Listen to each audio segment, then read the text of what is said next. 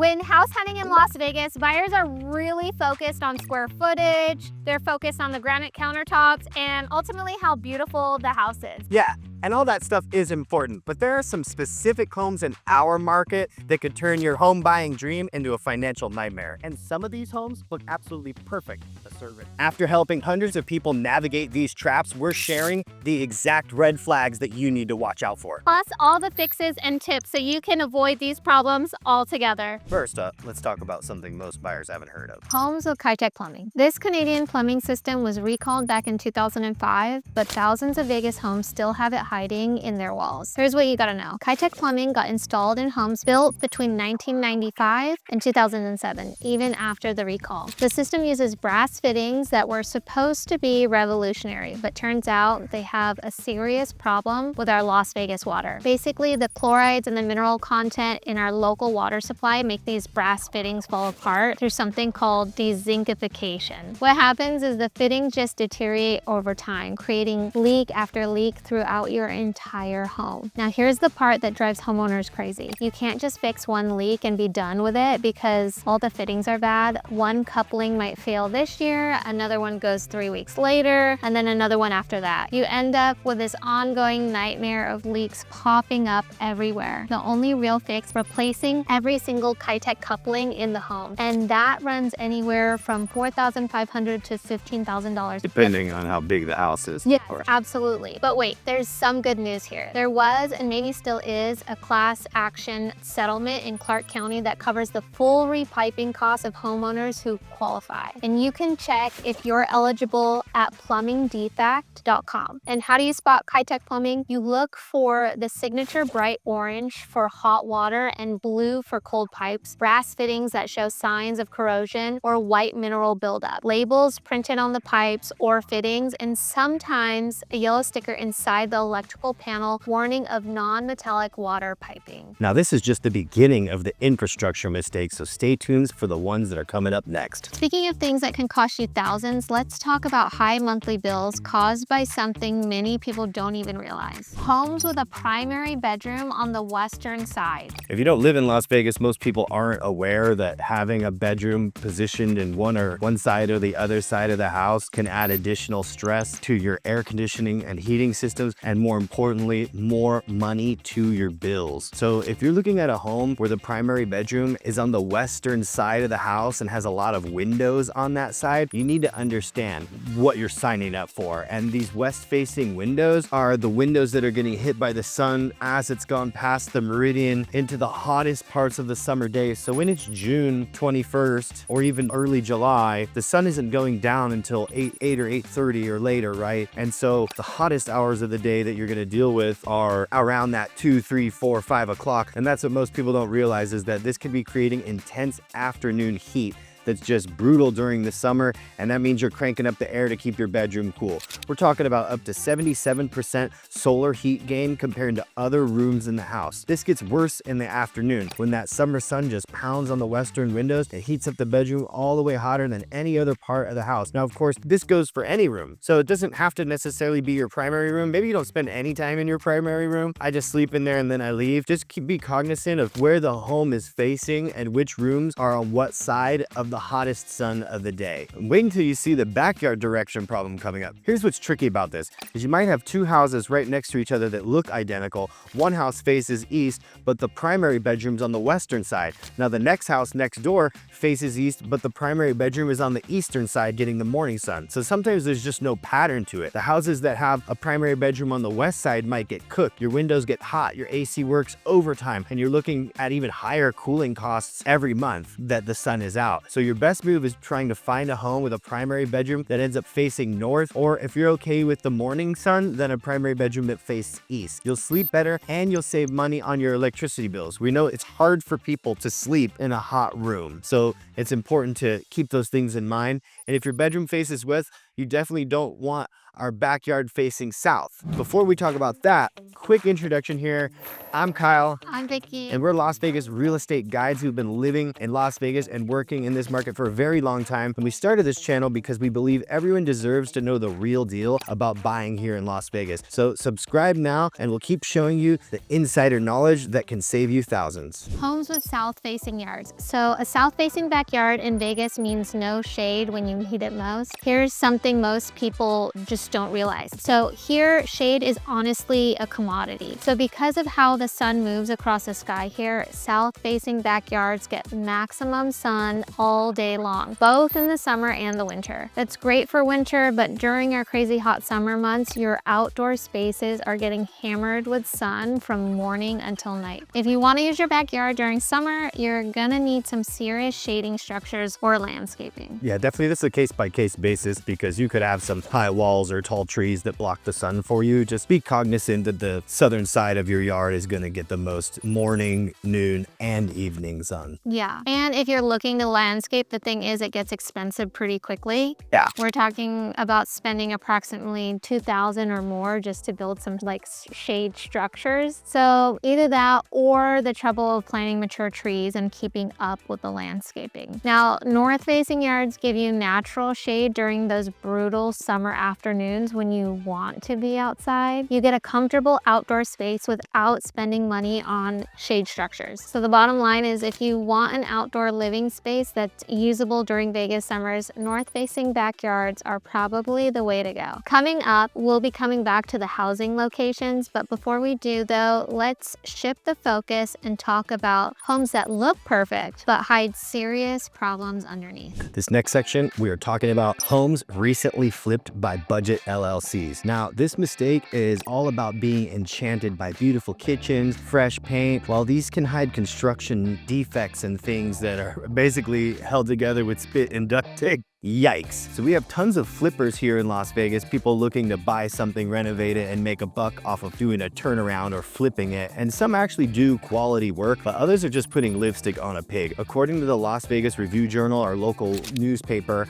investigation, approximately 15% of our housing stock is investor-owned. Many of these are budget flippers who do cosmetic upgrades without fixing the real structural issues, the HVAC issues, sometimes electrical problems. So how does this situation look? Well, you'll walk through a property, it looks gorgeous, fresh paint, beautiful countertops, brand new flooring, but when you look closer, the floors might be a little wonky, the cabinets are ready to fall off the wall, or serious issues are hiding behind those pretty light fixtures, like poorly wired electricity. So these small LLC flippers focus on making the houses look as good as possible for photos and online marketing and showing. Unfortunately, they're not creating all homes that will function well for the next family. So these cosmetic fixes start falling apart right after you buy, or you end up paying for expensive repairs that should have been done right before or during the flip. That's the same kind of headache buyers run into with leased setups, which we'll cover next. Now, we want to be clear here. Some individual sellers do put real money and care into their renovations. We're really talking about the budget mass flippers doing hundreds of deals a year who are willing to cut a few corners to boost their profits. So how do you protect yourself on that? Well, order a thorough inspection, verify that permits were pulled for any work that got done, and research the LLC's track record and reviews online. Your inspector needs to look past the pretty finishes and check the systems and structure. And by the way, not all inspectors are built the same. So it's really important working or speaking with professionals like us to help identify the exact type of inspection that you're going to need to ensure that you don't get hoodwinked or tricked by these hidden defects. Now, it might seem obvious, but sometimes you might be caught up in emotion, stress, lack of time, and just kind of skip some of these little important steps. It happens. And coming up, we'll show you how something else that seems like a great deal can make your home really difficult to sell later. So next is homes with solar panels, leased or a PPA. So this one might be a little controversial, yet very important to talk about. Solar panels can actually make your home harder to sell and cost buyers way more money than you think. Don't get us wrong though, if the solar panels are owned outright, that can absolutely add value value to your home and truly be great for the planet. But if they're leased or under a power purchase agreement, a PPA, things can get pretty messy. So here's what happens. The solar companies file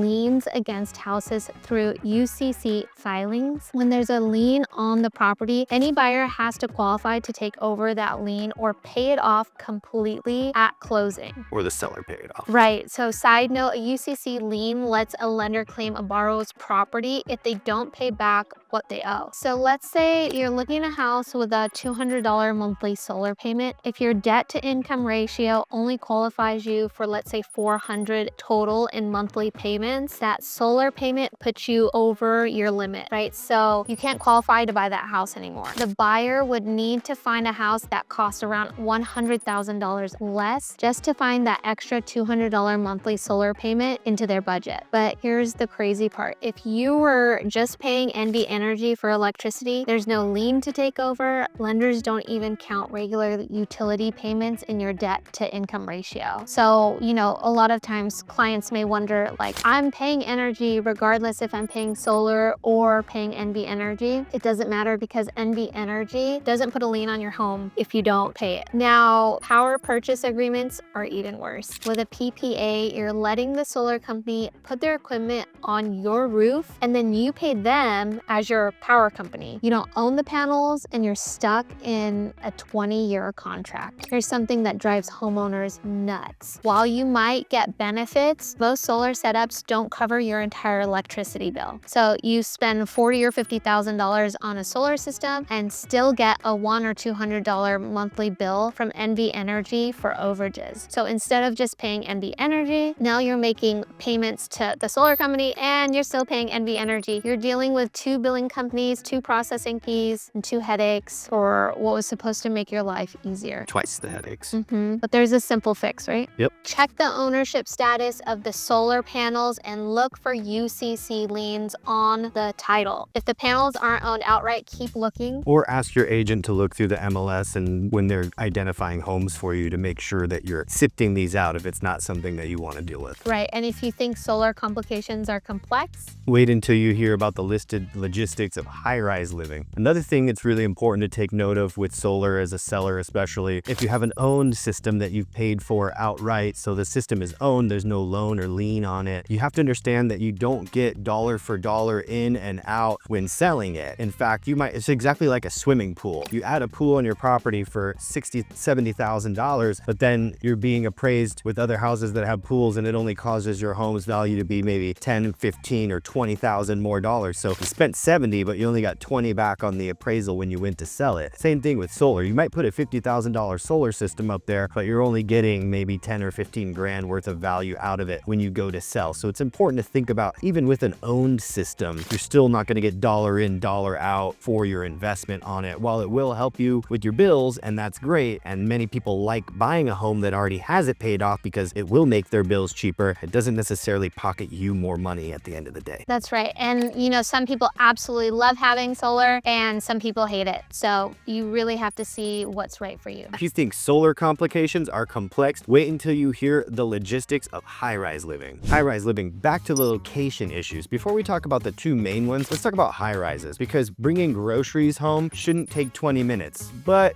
it does in many high-rises. Now, of course, if you're paying a lot of money for specific high-rises like Queensridge, you can obviously get concierge services that will bring your groceries up, but this kind of living definitely has its benefits too. You get concierge services, security, you're right in the middle of all the action since most of the high-rise living is near the strip or downtown, but there are practical things that catch people off guard. Let's start with the HOA fees. You're looking at $500 to even $2,000, $3,000 per month for luxury high-rise towers in downtown or Queensridge, etc. Even basic downtown towers run between $250 to $750 a month in HOA fees, or if you're from the East Coast, building dues or building fees. For absorb the fees of living in the building. But the real challenge is everyday stuff. Simple tasks like bringing groceries home becomes major production. In a regular house, you just kind of pull up into your driveway, you carry your groceries 20 seconds to your kitchen, you're done. In a high-rise, I can't tell you how many people we see at high-rise towers. They bring like a wagon or a little cart with them. So you're loading up a cart from your car, walking through the lobby, waiting for the elevator. Elevator comes up, you're rolling everything down your long hallway until you get to your unit. Some towers might even take you 15-20 minutes just to get your groceries from the parking all the way into your refrigerator. And that's because you really don't have a convenient garage or even your own front door that faces the street. And so high-rises also have higher tenant turnover, especially the ones that focus on tourism or short-term stays. So you have to also ask your realtor to differentiate which high-rise towers also rent these to tourists, because you may not want to be next door to a bachelor party partying. You might want to be in a more dedicated condo tower where there's no short-term rentals at all. Now, this could completely affect or potentially affect the community vibe and bring a lot of party noise and nonsense that you don't really want. Now, if you work on the strip or travel a lot or want a cool like vacation home, say maybe you live elsewhere and you want to come to Vegas 2-3 times a year, a high-rise living might be absolutely perfect for you because it is on the strip and you can avoid having to have a car here if you're flying in. But if you're used to the convenience and privacy of ground level living, which is what most of Las Vegas living is, it's definitely an adjustment. The key, honestly, is just thinking about whether the amenities and the location and the benefits are worth the logistic challenges, and of course the higher monthly costs that come with living in a building. But location issues aren't just about building type though. Sometimes it's about the neighborhood itself. Downtown Las Vegas homes. So single family homes downtown are rare, and there's a good reason for that. Let's understand why. Now, just for clarity, you can find single family homes just outside of the fringes of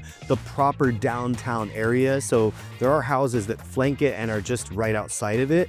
And a lot of those were built in like the 50s and 60s. So downtown Las Vegas is mostly high-rise condos and apartment buildings now. You're not just gonna find many single detached family homes in one area, but if you do find one, here's what you'll deal with. There's constant noise from Fremont Street and Strip traffic. Yep. We're talking vehicle noise, foot traffic, and entertainment sounds around the clock. Yep. Noise will come up later on too, so if you have any issues with it, stay with us. Parking also becomes a major headache. There's very limited parking on site, which means you're either paying for garage spaces or dealing with street parking restrictions under Las Vegas Municipal Code Chapter 11.52. And when friends and family visit, they're gonna struggle finding places to park. Definitely. You might end up paying for guest parking regularly, but for families downtown, it kind of lacks things you usually want and need. Yeah, there's definitely very few parks or playgrounds or really any family-focused community services that are in the immediate downtown area. Now, let's be fair here. Downtown living works great for certain lifestyles. Definitely. That'd be like young professionals who work in the service industry, walking distance to nightlife, and they find it convenient. It's perfect if you want to be right in the action, but if you're looking for something a little bit more family-friendly living with easy parking and quiet outdoor spaces, downtown Las Vegas probably is not gonna work for you. Now, speaking of noise, that can make your home unlivable. Here's our biggest noise concern: living near Nellis Air Force Base or the airport. You probably experienced this and totally forgot when you thought about looking for the perfect home here. But fighter jets doing training drills can shake your windows and stop conversations mid-sentence. That's why properties under the Nellis Air Force Base flight paths deal with repeated fighter jet flyovers, especially during red flag training exercises. We're talking about noise levels that are 65 to 75 decibels for up to a 3-mile range of the base. That's loud enough to rattle your windows and make you feel that sound in your chest. Jets don't run exercises every day, but when they do, it's incredibly disruptive. You can't talk on the phone,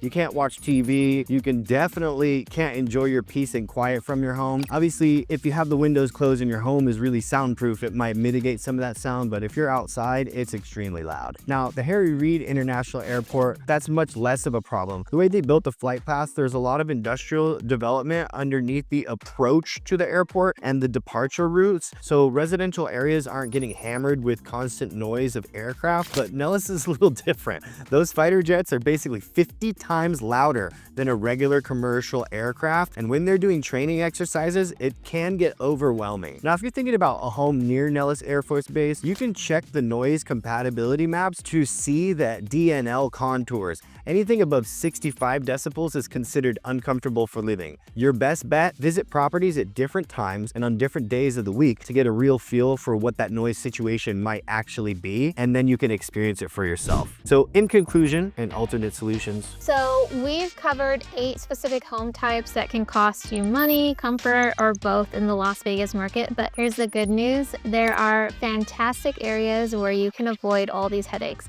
Master plan communities like Summerlin, Green Valley Ranch, and Henderson and Southern Highlands, these have proper home planning to cut down problems. So from heat solutions to quality construction standards that eliminate flip job issues, modern plumbing systems, and solar installations where panels are owned rather than leased, these communities also provide lots of family amenities, buffers from the city noise, and plenty of parking. They're designed to give you the best Las Vegas living without the headaches that we just talked about. Las Vegas has incredible opportunities for home buyers, but you just need to know what you're looking for and what to avoid. After working with hundreds of families, we can help you with that. You can absolutely start your Las Vegas home search with agents who won't let you walk into these expensive traps. Just drop us an email at KyleSimmonsTeam.com and we'll guide you through the process. Speaking of costs and mistakes, you definitely need to watch our next video about the many mistakes people make when moving to Las Vegas, and it's probably not what you think. Thanks for watching, and we'll see you guys on the next one. Bye.